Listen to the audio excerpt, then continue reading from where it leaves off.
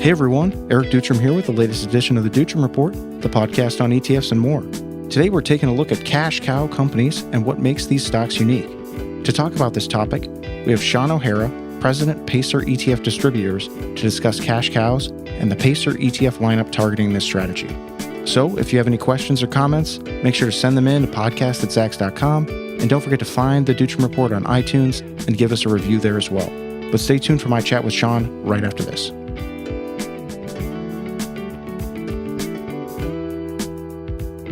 Okay, Sean, thanks for joining us today. So you're here to talk to us about some of the Pacer ETFs, but in particular, those that follow cash cow companies. First off, what is meant by the term cash cow?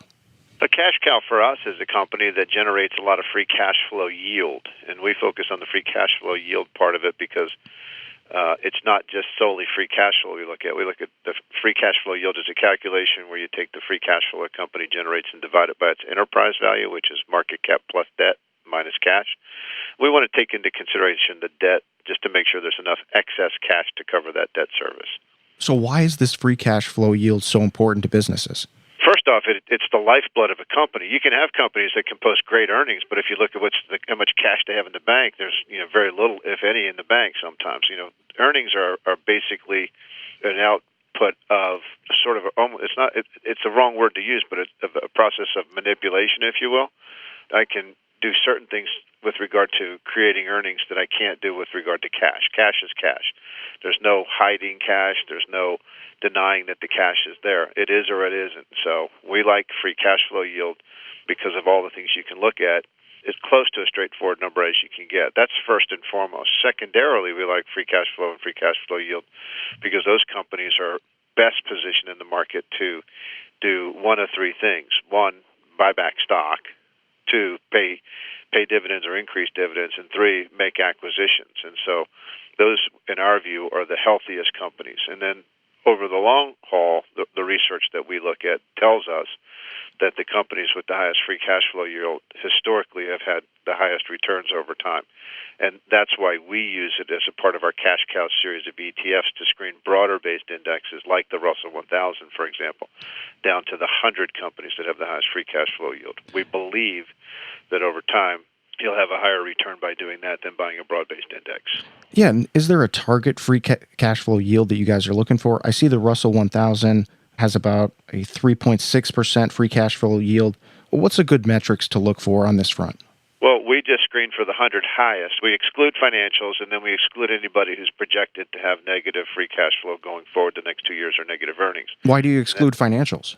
Because they're not great companies to measure from a free cash flow yield perspective. They just don't generate a lot of free cash flow yield. It's a horrible metric for them, so it doesn't necessarily work in terms of valuing those financials. Now, the one change to that would be that since S&P made their change and since everybody's starting to look at REITs as a separate sector, we will have some REITs in the portfolio, and they used to be considered financials. Gotcha. But is there a particular level that you guys look for in terms of what's a good free cash flow yield someone should look for? Well, I mean, if you look today, for example, you were talking about the Russell 1000, right? So we'll look at like U.S. cash cows today, which the ticker on that is COWZ. The Russell's free cash flow yield is 3.6. The 100 companies with the highest free cash flow yield that currently make it into our portfolio are at 8.49%. So a much higher number.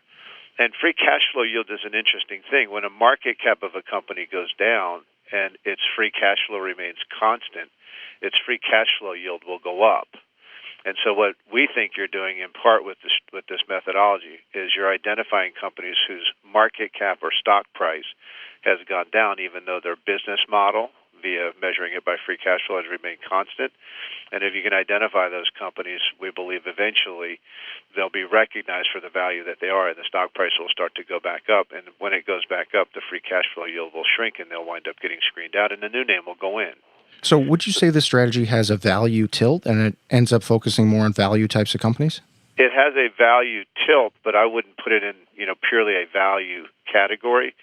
If you look at the returns year to date, we sort of sit right between the broad market indexes and these value strategies.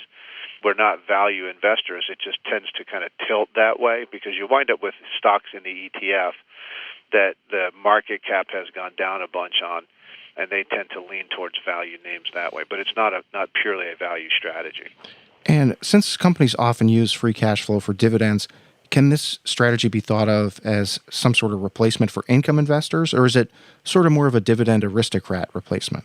I think it's a complement, really. I mean, when you look at pure dividend strategies, they tend to kind of skew towards a couple of sectors in general, utilities being the biggest of those. And utilities are not great growth opportunities. They pay great dividends, but they're not necessarily great growth opportunities.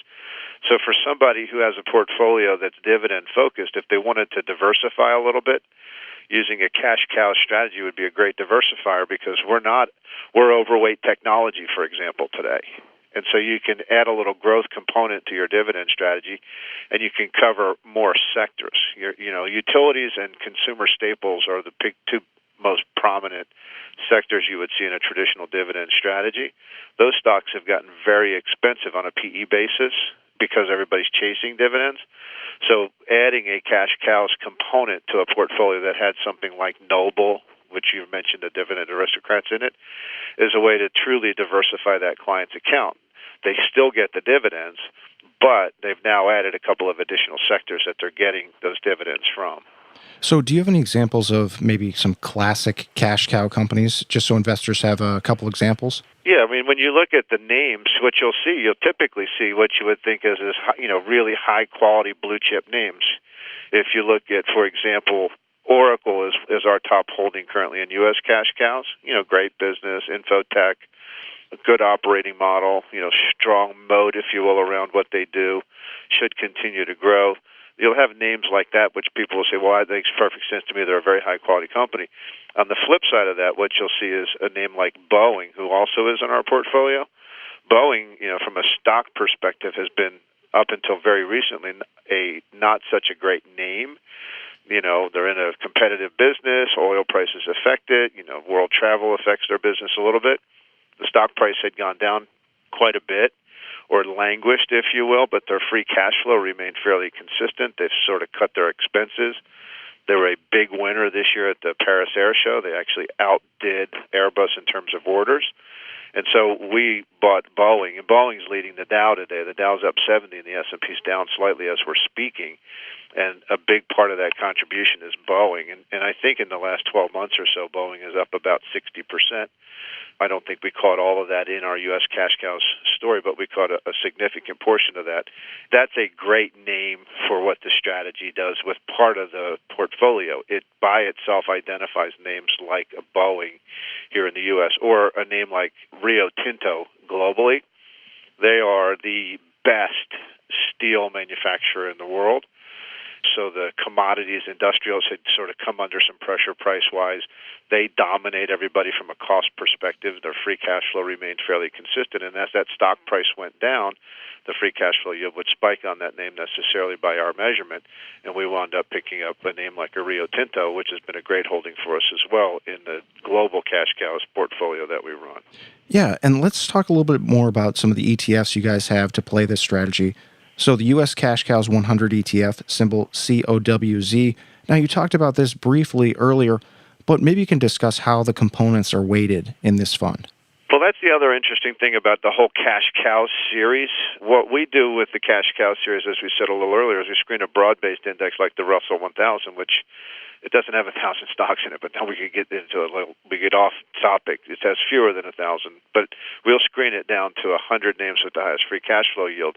Then what we do is we weight those companies not by market cap, but by their free cash flow, and then we cap every name in the portfolio at a 2% maximum exposure. And what this tends to do is it tends to create a portfolio that trades at a significant discount to the overall market. When you look at, for example, the PE currently on U.S. cash cows, it's 14 versus 21 for the Russell 1000. So for those clients who are a little bit worried about valuations and thinking that they might be getting a little bit stretched, or they wanted to buy, high-quality stocks at a discount to their forward-looking earnings. The way we weight the portfolio contributes in part to that as well by not using market cap weighting and by capping everybody at 2%. Now, I'm sorry, was it weighted by free cash flow or free cash flow yield? Free cash flow. So we take the dollars that they generate in free cash flow, we add those all up, that becomes the divisor, and then each company's free cash flow gets divided by that. That becomes the first measure. And then if a name has a higher percentage than 2%, we'll scale back that exposure and redeploy that cash amongst the remaining 100 stocks. So we weight by free cash flow, not by market cap. And we do this because, market cap weighting tends to push the vast majority of the weight to the most expensive stocks in an index. Just look at Amazon today. It's a very expensive stock. I'm not a big fan of Amazon, but they traded a huge multiple. And that huge multiple, when you consider that it's a very high weight as far as market cap in an index, tends to drag the PE ratio of the whole index up. So by weighting by free cash flow, not by market cap, we use a real metric.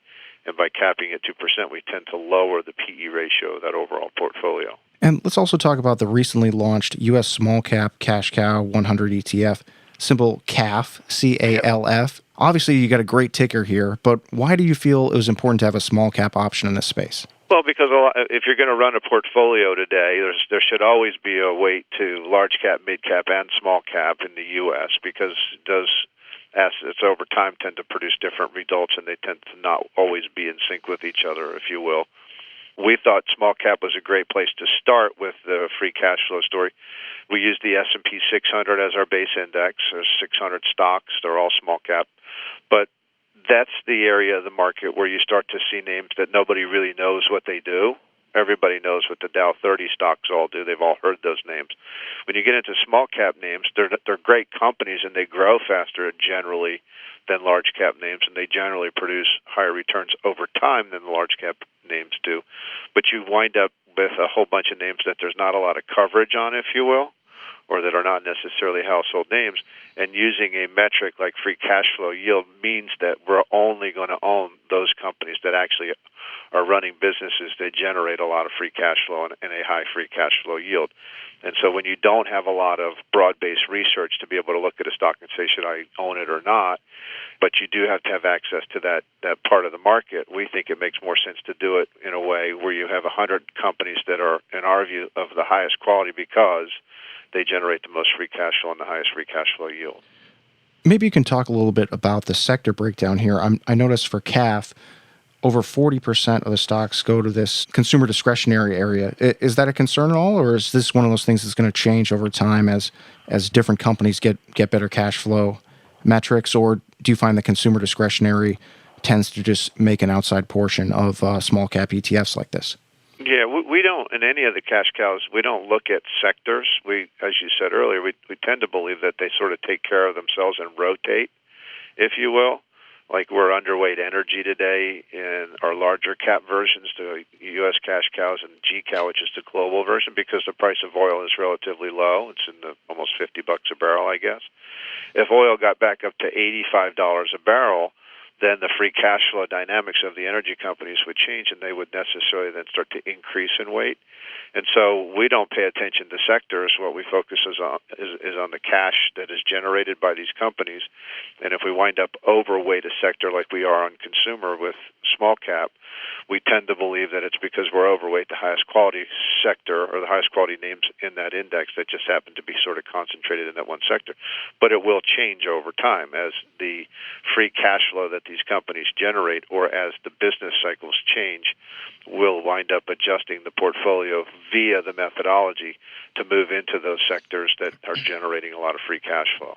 Yeah, maybe let's switch gears real quick and talk about the international products that you guys have. So the Global Cash Cows Dividend ETF of GCOW, and then the Developed Market International Cash Cows Fund of ICOW. What are the key differences between these, and how does the cash cow strategy hold up in foreign markets? We believe it works as well outside the U.S. as it does inside the U.S. I guess the key distinguishing factor between the two is GCOW is a global index, so we use a FTSE developed index there that is part U.S. and part international. And then ICOW is pure international, and that also is a FTSE index that we use to start with there. The The difference being that, we believe that right now, when you look at outside the U.S. versus inside the U.S., when you look at valuations, when you look at the last 10 years' worth of returns, and when you look at dividends, that there's opportunity outside the U.S., but some investors are not necessarily ready to make that full leap, if you will. It's been very difficult to be an international investor over the last 10 years. There's been very little return, which is why we think it might make sense today to start looking outside the U.S. That there's still very aggressive monetary policy in Europe in particular, but outside the U.S., whereas we're sort of winding down our aggressive monetary policy here in the U.S. But if you're not willing to make the full leap to pure international, then GCOW is sort of a way to move in that direction. I think the weighting right now is roughly 40% U.S. and 60% outside the U.S. with GCOW, whereas in ICOW, International COWZ, it'll be 100% outside the U.S. So I noticed that Japan is a sizable allocation in both. Is there something that makes Japanese firms more likely to have strong cash flow characteristics, or is this just another part of the whole cyclical story? I think it's somewhat cyclical today. I mean, Japan is one of those countries where if you've been a big believer in Japan for the last 30 years, it's been very difficult to make money in a broad-based sense, if you will. But you start to look at some of the names. If I look at GCOW, for example, and I look at the Japanese names that we own, Sony has been a great recovery story there. Mitsubishi's in the portfolio. It's also been a pretty good recovery story. So Japan is one of those countries that seems, again, you got fairly aggressive monetary policy going on over there. Abe seems to be committed to that. And so they tend to screen in right now because you have these huge companies in Japan like Sony and Mitsubishi who are dominant again in their space that are starting to get their act together, if you will, from an operational perspective. And we tended to screen towards Japan. As the prices of those stocks rise over time, what will likely be the outcome is that we'll cycle out of Japan via the rules that we follow, and some other country might tend to take up some of that slack. So last question here. I was just kind of curious, is there a reason 100 stocks were selected for all four of these strategies? Well, it's just kind of a nice round number to end on. You have a diversification aspect to it, if you will.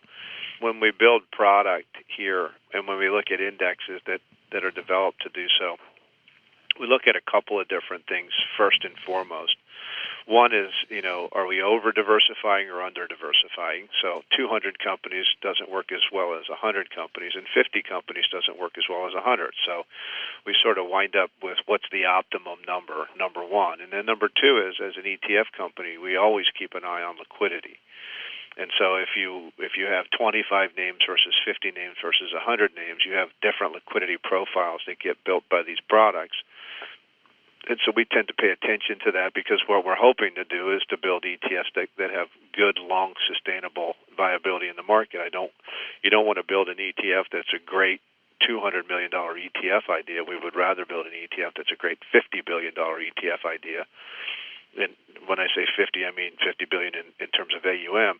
And so what we do is stress test these things before we build them and bring them out, so that if in fact it does take off and it does get some, garner some assets, that we don't run into a problem where the liquidity of the underliers becomes a challenge from an operational perspective or from running the ETF. It's kind of funny. It's one of the first things we get asked when we talk to financial advisors is what's the liquidity. And so we focus on that in the design process to make sure that there's ample liquidity for this thing to get as big as we think it might ultimately wind up getting. Yeah, that's definitely an important thing to keep in mind. All right, Sean, thanks for joining us today. It was great to learn more about cash cow companies. Great. We appreciate the opportunity. It's great to meet you, Eric. All right, everyone. That was Sean O'Hara, President, Pacer ETF Distributors. You can learn more about their funds at paceretfs.com, as well as additional information about the cash cow process. Well, hope you enjoyed this edition of the Dutram Report. Make sure to tune in for more interviews and discussions on the world of exchange-traded funds in the future. And for my thoughts on the ETF world, make sure to go on over to Zacks.com, check out the ETF Investor Service, which includes my top picks and commentary on the markets. And don't forget to find and review the Dutram Report on iTunes. And if there are any topics you want us to discuss, feel free to reach out at podcast@Zacks.com my Twitter page at Eric Dutram, or leave us a comment over on Facebook too. Be on the lookout for a new edition of the Dutram Report each and every Thursday. But until then, for Zacks.com, I'm Eric Dutram.